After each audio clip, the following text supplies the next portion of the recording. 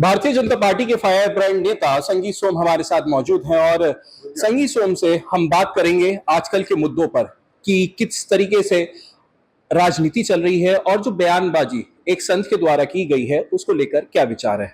Mini Pakistan आपने भी कहा था और यहाँ पर जगत गुरु आए हैं और उन्होंने भी ये बात बोली है कि पश्चिम उत्तर प्रदेश उनको मिनी पाकिस्तान जैसा लगता है। क्या कहना चाहते हैं रामभद्राचार्य की इस टिप्पणी से? देखिए, रामभद्राचार्य जी देश के बड़े संत हैं और अगर उन्होंने किसी बात को कहा है तो उसे हमें गंभीरता से लेना चाहिए।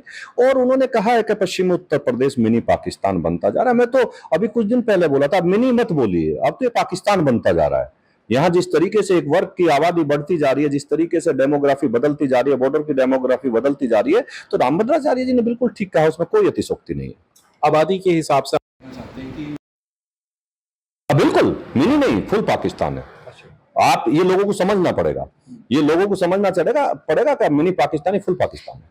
अच्छा, उनका ये भी कहना है कि जो इस्लाम में महिलाएं हैं उनका इस्तेमाल बच्चे पैदा करने के लिए किया जाता है और उनको फिर यूज करने के बाद फेंक दिया जाता है। यूज एंड थ्रो शब्द का इस्तेमाल करा है, इसको लेकर आपका क्या कहना है? आप मुझे बताइए, देखिए, एक सनातन धर्म ऐसा है जो लाखों करोड़ों साल से महिलाओं को सम्मान के लिए माँ की दर्जा देता है, देवी का दर्जा दिया है। लेकिन इसी में अगर आप रामभद्राचार्य जी ने कोई कहा है तो क्या गलत कहा है? 25 बच्चे पैदा करके क्या औरत को यूज करके आप तलाक तलाक तलाक करके छोड़ देंगे? वो माँ है, वो माँ है, वो देवी है। उसका इस तरीके से अपमान करना बिल्कुल खराब है। और देश के यशस्वी प्रधानमंत्री जी ने इसी चीज को समझ के इस पे 3 तलाक पे कानून लाए। अब वो कर नहीं पाएंगे और महिलाओं को भी इसमें बढ़ चढ़ के आगे आना चाहिए और सही मामले को उठा के विरोध करना चाहिए।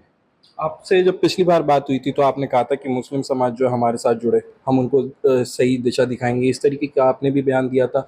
तो अगर आप ये बातें कह रहे हैं तो ये संदेश कहीं ना कहीं उनके पास जाएगा और वो नाराज भी हो सकते हैं आपसे।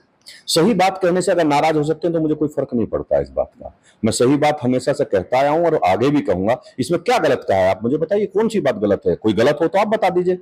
मैं सही बात कहता हूं और हमेशा से कहता आया हूं। मैं फिर कह रहा हूं कि मुस्लिम इन मौलानाओं के चक्कर में ना पड़े। वो इन मौलानाओं के चुंगल से बाहर निकले, इन मदरसों से बाहर निकले, बच्चों को पढ़ाएं, अच्छे स्कूलों में पढ़ाएं और उन्हें अच्छी राह दिखाने का काम करें। ये संदेश आप महिलाओं को देना चाहते हैं, बच्चियों को देना चाहते हैं इसमें? हाँ बिल्कुल, मैं बच्चों को ये मैसेज देना चाहूंगा कि इन मौलानाओं के बिल्कुल चक्कर में ना आए, मदरसों के चक्कर में ना आए। क्योंकि मदरसों में कोई पढ़ के आईएएस और इंजीनियर नहीं बनता है, मदरसों से पढ़ के हमेशा आतंकवादी बनते हैं और आतंकी निकलते हैं। इसलिए अच्छे स्कूलों में पढ़ो, सनातनी स्कूलों में पढ़ो और अच्छी शिक्षा लो। ये जो बच्चे पैदा करने की बात आई है कि 25-25 बच्चे पैदा हो रहे हैं, हालांकि ऐसा कम ही जगह पे देखा जाता है कि 25 है, लेकिन दर्जन भर तो देखे ही जाते हैं। तो आपको क्या लगता है, क्या मानसिकता है इस चीज के पीछे? देखिए, खराब मानसिकता से ये काम कर रहे हैं। अभी आपने कहा चलिए 25 नहीं होंगे, दर्जन भर होंगे, तो दर्जन भर बच्चे पैदा करना भी, आप सोचिए कि एक महिला क्या बच्चा बनाने की मशीन है क्या? उस महिला का सम्मान करिए, देवी है, माँ है, उसका सम्मान करिए और इसे इस तरीके से महिला को यूज मत करिए। रामभद्राचार्य ने यह भी कहा है कि 33% आरक्षण जो महिला को दिया जा रहा है वो 33 नहीं होना चाहिए, 67 होना चाहिए, पुरुषों का 33 कर देना चाहिए। ये तो राजनीति में जितने भी कार्यकर्ता नेता आप जैसे मेहनत कर रहे हैं उनके लिए फिर क्या होगा? अब मैंने उनका ये बयान सुना नहीं है, लेकिन भारतीय जनता पार्टी ने इसकी शुरुआत की है और 33% महिलाओं के लिए आरक्षण किया है, वो जो स्वागत के योग्य है और स्वागत है। अच्छा, इन बयानों को लेकर जो विपक्ष है वो कहीं ना कहीं नाराज है और उनकी भी टिप्पणी आ रही है, समाजवादी पार्टी भी, बीएसपी भी। क्या कहना चाहते हैं? किसकी टिप्पणी आई है, मुझे नाम बताइए। जैसे मनुस्मृति की बात हुई थी तो फिर बिना नाम लिए मायावती जी ने भी ट्वीट करा था, अखिलेश यादव भी विरोध कर रहे हैं इन बयानों का। देखिए, अखिलेश यादव जी की तो मैं पहले से कहता आया हूं, जिस टाइम वो 12 से 17 में जब सरकार बनी और सपा के मुखिया वो बने, तो उनके अंदर अकबर बाबर इनकी आत्माएं प्रवेश कर चुकी हैं। तभी उन्होंने साधु संतों पर लाठी बजवाना, हिंदुओं को मरवाना, हिंदुओं को कटवाना, हिंदुओं की हत्या कराना, उन्होंने ये सब किया है। तो अखिलेश यादव जी से यही उम्मीद की जा सकती है और उनसे कोई उम्मीद भी नहीं की जा सकती, क्योंकि वो मुगल शासन के, मैं हमेशा से कहता हूं, आखिरी शासक थे, तड़फड़ाते रहेंगे लेकिन कभी शासक नहीं बनेंगे। अच्छा, 5 सितंबर को अखिलेश यादव ने एक प्रेस कॉन्फ्रेंस की थी, उसमें कई बातें कही थी।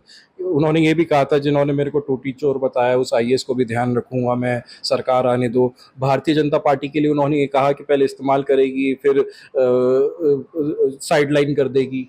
देखिए, मैं अखिलेश यादव जी से कहता हूं, उन्हें ये नहीं याद रखना चाहिए कि टोटी चोर, उन्हें कि उनकी पत्नी का अपमान किस मौलाना ने किया। उस मौलाना के शब्द आज तक भी हमें चुभते हैं। हम उस पर बोले थे चूंकि डिंपल जी भी इसी प्रदेश की बेटी हैं और बहू हैं, इसलिए अखिलेश यादव जी अगर अपनी पत्नी के सम्मान में एक ट्वीट नहीं कर सकते, वो एक मौलाना को जेल नहीं भिजवा सकते, तो वो प्रदेश की बहन बेटियों की क्या रक्षा कर सकते हैं। इसलिए उनसे यही उम्मीद की जाएगी और उम्मीद की करी भी नहीं जा सकती। उन्हें याद रखना चाहिए।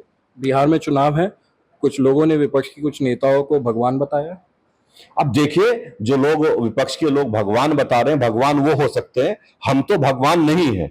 भारतीय जनता पार्टी का कार्यकर्ता कभी अपने आप को भगवान नहीं कह सकता। हम तो भगवान के सेवक हैं।